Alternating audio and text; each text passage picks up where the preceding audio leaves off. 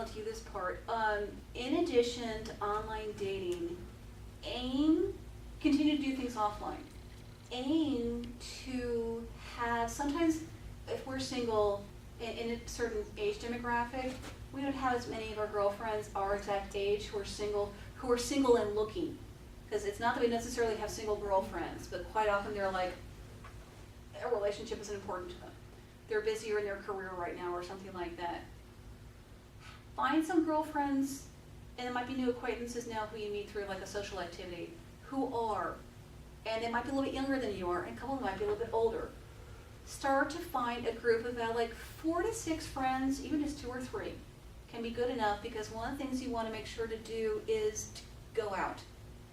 And if you go to a restaurant, you sit in the bar section, not because you're sitting there drinking the whole night, it's because the tables are smaller, and it's like you have to like you're like always like half bumping into the people at the table next to you, which might be a table full of guys. And if a couple of your girlfriends are maybe in their 30s and like 40s and maybe one's in her 50s, and the guys are maybe one's in his 50s and mainly in his 30s, it's like, it's not always about like, tonight I'm meeting the one.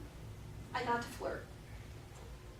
There wasn't one who's exactly like right for me, but like we're all just being fun and fine and flirting, so this is all cool. And that is incredibly important to do.